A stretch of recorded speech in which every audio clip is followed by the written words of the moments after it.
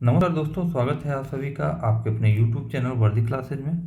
तो आज की इस क्लास में हम लोग समझेंगे जीडीपी के बारे में और बहुत ही सरल शब्दों में।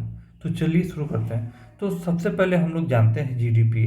तो जीडीपी का मतलब ग्रास डोमेस्टिक प्रोडक्ट यानी सकल घरेलू उत्पाद, जो कि सबको मालूम है। ठीक है, हम बात करेंगे कि आखिर में ये चीज़ है क्या।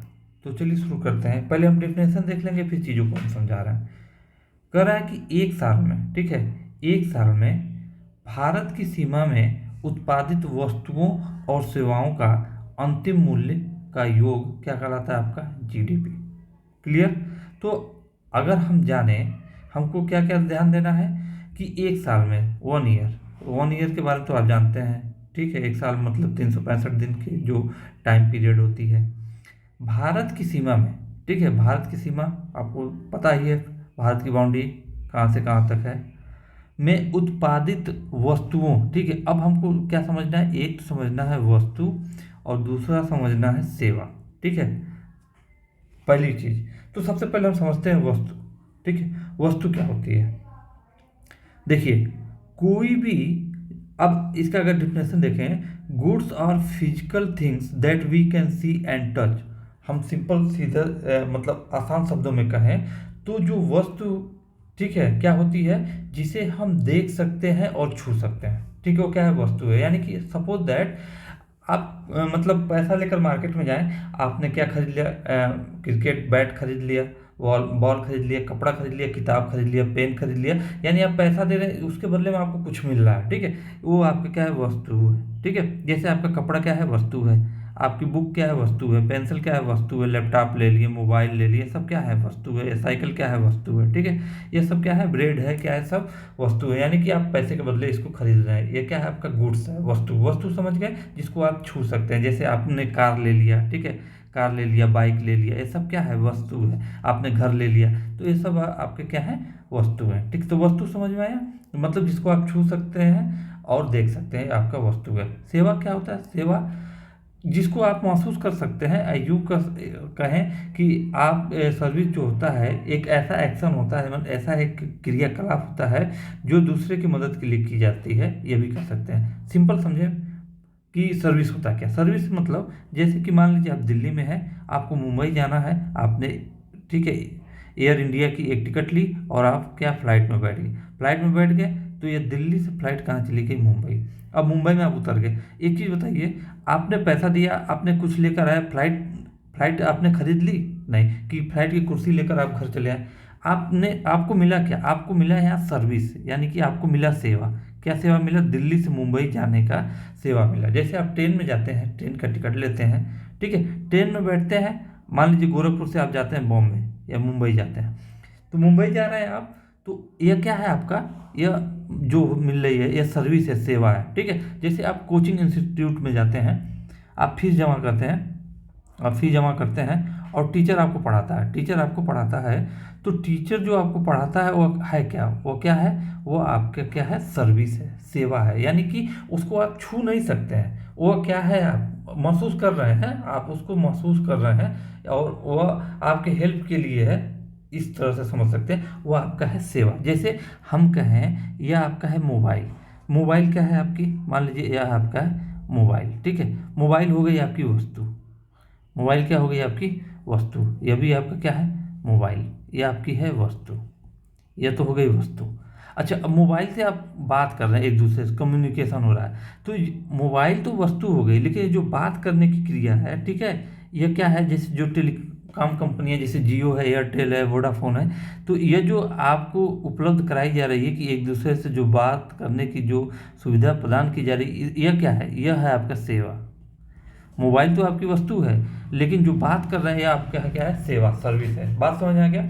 जैसे डॉक्टर है, डॉक्टर जाएंगे तो डॉक्टर के यहाँ आपको क्या मिलता है? सेवा। कि मान लीजिए कोई बीमारी है, तो उस बीमारी का आपको क्या मिलता है? वहाँ इलाज मिलता है। जैसे दवा मिलेगा तो वो तो वस्तु हो जाएगी, लेकिन कोई एडवाइस मिल रहा है, ठीक है, कि इस बीमारी में आपको क्या खाना क्या नहीं खाना है, या आपका ऑपरेशन होगा, तो वो क्या है? वो सेवा में काउंट होगा। बात समझ आ गई? जैसे आप गए यहाँ पे जिम में, ठीक है, तो जिम में जाते हैं तो क्या आप डंबल उठाकर घर लेकर आते हैं? नहीं, जिम में जाते हैं, आप बॉडी बनाते हैं यानी जिम करते हैं 1 घंटे, 1.5 घंटे, 2 घंटे, उसके बदले में आपको फी देते हैं। तो क्या आप कोई ऐसी भौतिक चीज़ है जिसको लेकर घर आ रहे हैं? नहीं। जिम क्या है, आप जाते हैं करते हैं, वो आपका क्या है, एक सेवा है। जैसे आप जाते हैं ब्यूटी पार्लर में, ब्यूटी पार्लर में जाते हैं तो वहाँ क्या होता है, आपका फेशियल होता है, मसाज होता है, शेविंग होता है, तो वह भी एक प्रकार का क्या है, सर्विस है, सेवा ही है।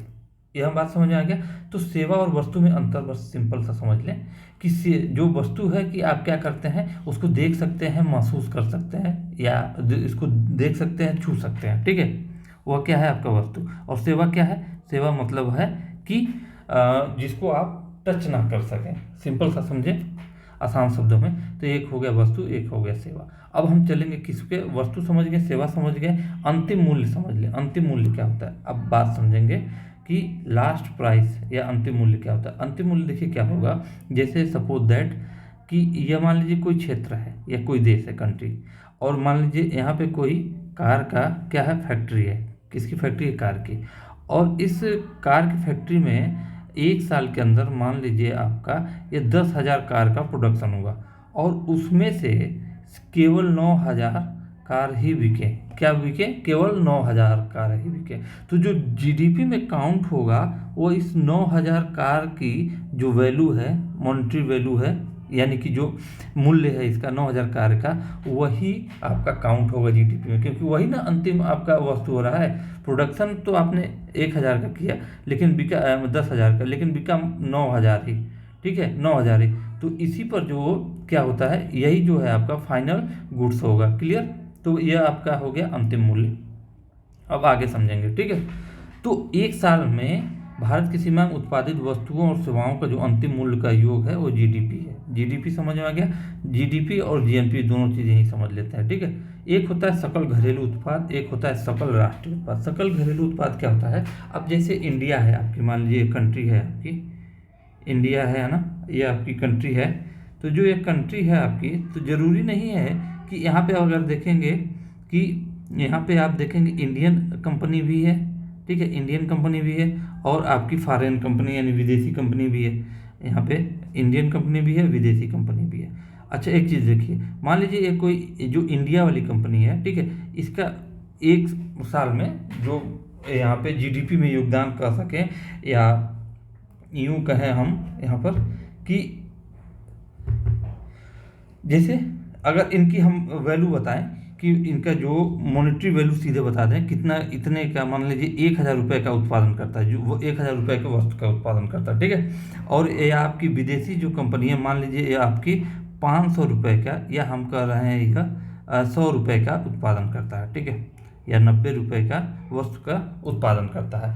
तो जीडीपी जो हो जाएगा आपका, जीडीपी क्या हो जाएगा, ये भले ही विदेशी कंपनी है लेकिन इंडियन टेरिटरी में है ना, तो ये क्या आ जाएगा आप जीडीपी के अंदर। तो जीडीपी जो हो जाएगा आपका यहाँ पे, यह हो जाएगा 1,000 प्लस 90, यानी कितना हो जाएगा आपका 1,090। ये आपकी होगी जीडीपी, ठीक। जीएनपी क्या कहती है, ये सकल राष्ट्रीय उत्पाद क्या कहती है, यह कहती है कि जीएनपी जो होती है आपका जो विदेशी, अब जैसे विदेशी जो वैल्यू है, यानी कि जो पैसा विदेशों को चला जाएगा उसको हटा दीजिए, ठीक है, वही आपकी जीएनपी हो जाएगी।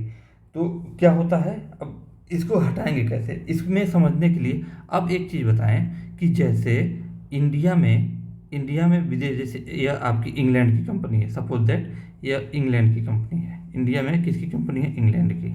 तो सपोज दैट अगर यह इंग्लैंड है, इंग्लैंड मान लीजिए इंग्लैंड है, तो इंग्लैंड में इंग्लैंड की ये कंपनी जो है इंग्लैंड की है, हाँ, इंग्लैंड में तो रहे भाई, इंग्लैंड कंट्री है तो इंग्लैंड की कंपनी रहेगी। सपोज दैट कि यहाँ पे एक कंपनी ऐसी है जो आपकी क्या है, भारत की, या आपकी भारत की कंपनी कहाँ पे है, इंग्लैंड में, ठीक है। तो या सपोज दैट कि मान लीजिए इंग्लैंड में भारत के कुछ लोग गए हैं, कमाने गए हैं। अब यहाँ पे क्या होगा, जो जीएनपी होगा सकल राष्ट्रीय उत्पाद, वह क्या होता है आपका, इस चीज़ को समझ लें, जो सकल राष्ट्रीय उत्पाद क्या होगा। तो सकल राष्ट्रीय उत्पाद वह होगा यहाँ पे, यह आपका है जीएनपी। जीएनपी आपका जो हो जाएगा वह हो जाएगा जीडीपी, ठीक है, जीडीपी प्लस नेट, ठीक है, नेट इनकम नेट इनकम, ठीक है, फ्रॉम अब्रॉड, मतलब अभी हम आपको बता दे रहे हैं, सिंपल सा सीधे समझिए। अगर हम जीएनपी जो हो जाएगा वो क्या हो जाएगा आपका। अब एक चीज़ बताइए, यह जो वैल्यू है, सपोज दैट मान लीजिए पूरी वैल्यू इंग्लैंड को चली जा रही है कंपनी में, यहाँ भारत क्या है, यहाँ भारत उत्पादन कर रहा है 70 रुपये की, ठीक है, और मान लीजिए भारत के लोग यहाँ 10 रुपये, चाहे विदेशों से, चाहे सऊदी अरबिया हुआ, अमेरिका हुआ, 10 रुपये भारत के लोग भी वहाँ कमा कर भारत में भेज रहे हैं, ठीक है। तो जो विदेशों से भारत को आने वाली वैल्यू कितनी है, 80 रुपये है, और भारत से विदेशों को जाने वाली वैल्यू कितनी है, 90 रुपये है। तो जीएनपी जो होता है क्या है कि वह होता है आपका कि जीडीपी में से क्या करेंगे, घटाएंगे किसको, विदेशों को जाने वाली वैल्यू, विदेशों को 90 रुपये जा रहा है, और विदेशों से भारत की आने वाली वैल्यू को ऐड करेंगे, यानी कि जीडीपी टोटल था आपका 1090, उसमें से आप करेंगे 90 घटाएंगे और 80 ऐड करेंगे। यह हो गया आपका, देखिए यहाँ पे 1000 और प्लस 80, यह हो जाएगा आपका 1080, यह हो गया आपका यहाँ पे जीएनपी, ठीक है, क्या हो गया आपका जीएनपी। अब एक चीज़ समझेंगे, जीडीपी आपका आया 1090, जीएनपी आया आपका 1080, बात समझ आ रहा है ना, यानी कि जीएनपी आपका कम आया। जीएनपी जितना अधिक होगा भारत का उतना अधिक फायदा होगा, यानी बाहर से उतने अधिक पैसे आ रहे हैं। लेकिन खैर ठीक है, जीडीपी भी अधिक होगा, तो जीडीपी अधिक होने से क्या होगा, टैक्स जो होता है ना, टैक्स रेवेन्यू भारत को अधिक मिलेगा।